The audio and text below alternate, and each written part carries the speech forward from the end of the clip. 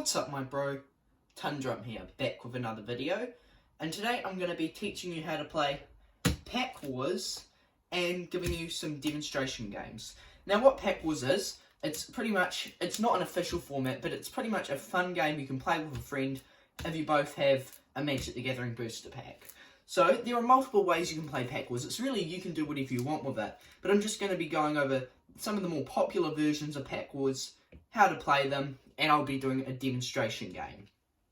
So pretty much with Pack Wars, you've got multiple different ways to play, like I said. So both players, they need a booster pack, that's all, and depending on the game mode you play, you might want 2 of each basic land. So your main game modes of Pack Wars, you have, these are the most popular modes, or the modes I sometimes play with a friend. The most popular mode, you both open your packs, don't look at any of the cards.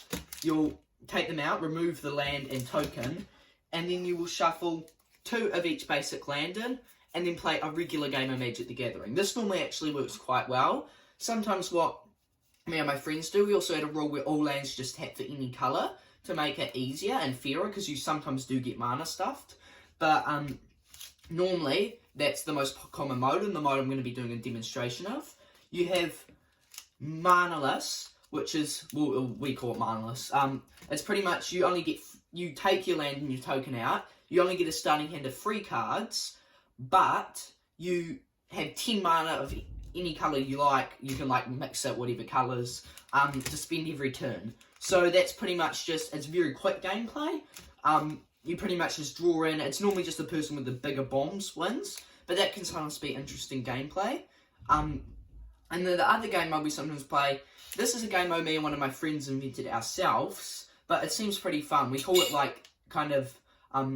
the gamble game mode. We pretty much, you start off with 7 cards, or 5 cards, we do it 5, but you can start off with any amount with your pack. Remember, you do remove the land and token, you shuffle your pack, you start off with any amount of cards.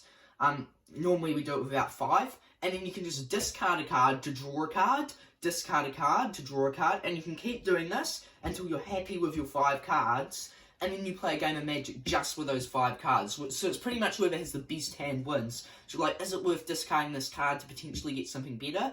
And that's actually quite a fun game mode. So I'll just do a pack demonstration, what you do, just in case you're still unsure, and then I'll do a demonstration game. So you've got your 2 booster packs. You'll open your booster pack. Hopefully the token side's at the back. If you see one of your cards, it's not too big of a deal. So you'll remove your token and your land. Put those to the side. You will then get your 2 of each basic land. Shuffle it into the deck. You can sleeve it if you want to make it so you can't distinguish the basic lands, but really, I don't really think it's worth the time, to be honest. Really, just Pack Wars is just fun. You and your friend both have a few dollars lying around. You want to play a game of Magic. You're thinking about maybe getting some packs. You just get a pack each and have Pack Wars. Sometimes we do Pack Wars tournaments where each time you get you do the game and then you get a look at your cards. And then next pack you open it and you can upgrade your deck kind of, just slowly advance after every game. But really, the best way to play is probably just pack versus pack. Alright, so I've got all my cards shuffled up, and then you've got your land shuffled in. Pretty much just need to draw a hand of 7 and play against your enemy's deck. So as you can see, my starting hand here, it can sometimes often look like this, see? I've got not really the right type of lands here for the cards in my hand. So often it is more balanced probably to play lands tap for any colour. Another example hand for 7. That's the rear. You've got cards like this. This would be a potential keepable hand. And yeah, you just can play however. You can play the 10 mana version, which should be where you start off. Example hand would be this as your starting hand, which would have been a pretty good starting hand because you would have went like that on turn 1, turn 2 went like that, pretty nice. But yeah, I'll just do a demonstration game for you guys, but that's pretty much the gist of Pack Wars. It's pretty simple. You just pretty much create the packs and play against each other. I'm going to do the gameplay. It's what I did for my other EDH videos. It's more like do a move and then I comment on the move. So it lets me get through the gameplay really quick. But if you guys would prefer just to see real-time gameplay, not commented over, make sure to let me know and I'll make sure I do that next time. Okay, so both players open their packs, remove their token and land. They then get their 2 of each basic land. Shuffle the basic lands into the deck. They high roll to start. And resume like a regular game of Magic the Gathering with these as their decks. Both players draw their hand. And both players decide to keep their hand of 7. Player 1 plays the land and passes the turn. Player 2 draws for turn, plays an island, and passes the turn. Player 1 draws for turn, plays a swamp, and then taps 2, and foretells a card. They then pass the turn back to player 2. Player 2 draws for turn, plays a plains, and they also foretell a card. They then pass the turn back to player 1. Player 1 untaps for turn, draws for turn, they tap 2, and play Revitalise. They gain 3 life and draw a card. They then play a mountain and pass the turn. Player 2 untaps for turn, draws for turn, plays a mountain, and then taps 3 and plays Doomscar Oracle. They then pass the turn back to player 1. Player 1 untaps for turn, draws for turn, plays a plains, taps 2, plays a Story Seeker, and they then pass the turn back to player 2. Player 2 untaps for turn, draws for turn, they then tap 2 and cast their Foretold card, Behold the Multiverse. They scry 1 top, 1 bottom, and then draw 2 cards. They then play a land, tap 2, play Raven Wings, and because of Doomscar Oracle, they get a gain 2 life. They then pass the turn back to player 1. On player 2's end step, player 1 taps 2 and casts their Foretell card, Poison the Cup. They choose to destroy the Doomscar Oracle.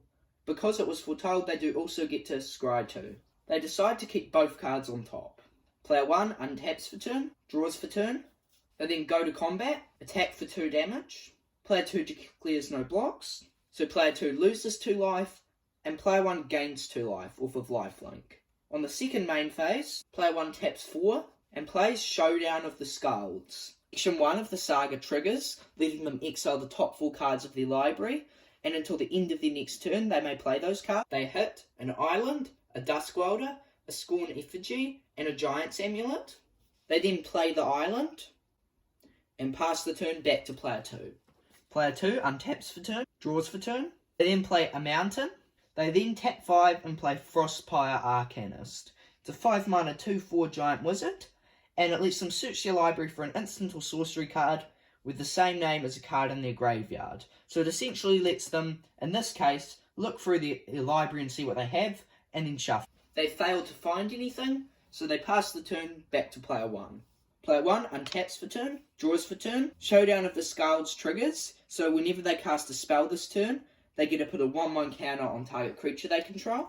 They then play a forest. They tap 1, play the Duskwelder, putting a 1/1 counter on their Story Seeker. They then tap 3 and play Scorn Effigy, putting a 1/1 counter on their Story Seeker. They then tap 1 and play Giant's Amulet, putting a 1/1 counter on their Story Seeker. They then go to combat and attack with their 5/5 lifelink. Player 2 declares no blocks and goes down to 15 life, and player 1 goes up to 30.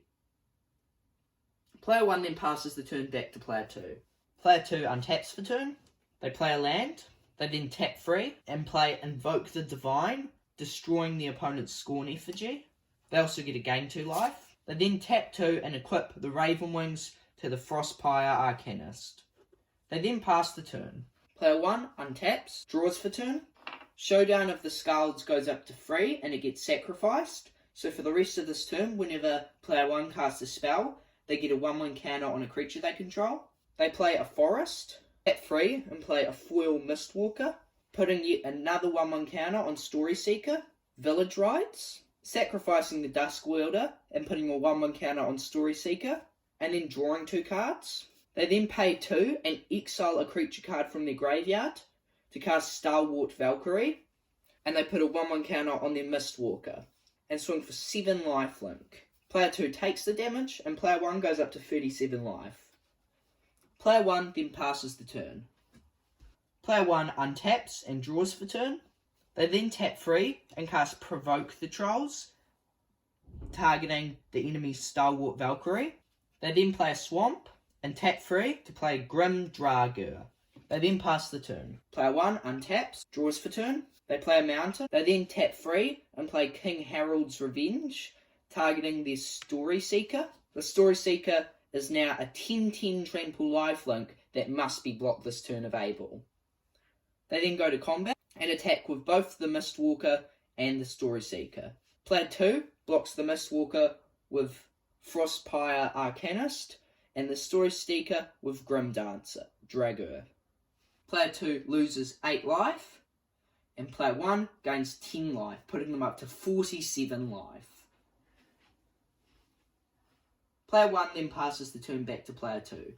Player 2 untaps for turn, draws for turn. They tap 7 and play Cinderheart Giant. That was a nice clutch. They now might be able to survive a few more turns. But at this point, I doubt they have a chance of winning, considering the enemy is on 50 life. They then play an island and pass the turn. Player 1 untaps for turn, draws for turn. They tap 2 and play Immerstrum Raider, discarding a swamp and drawing a card, and attach the Giant's Amulet to the Story Seeker, so it's now a 7/8 lifelink that has hexproof when it's untapped. They then go to combat, swing with all of their creatures. Player 2 blocks the Story Seeker with their Cinderheart Giant and the Haggai Mob with their Frostpire Arcanist. But before damage, player 2 activates Mistwalker to give it +1/-1 until end of turn, and activates Haggai Mob, hitting the enemy's face for 1 damage. They then go to damage, and player 2 dies. And that is how games of Pack Wars can go at times. Sometimes one player can just completely destroy the other, but often they're good fun, somewhat balanced gameplay that it's just really enjoyable if you just have 2 packs and want to play a game of Magic. And yeah guys, that concludes the video.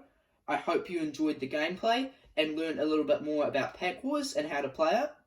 If you want to see more from me, make sure to leave a like and subscribe, and I hope to see you next time.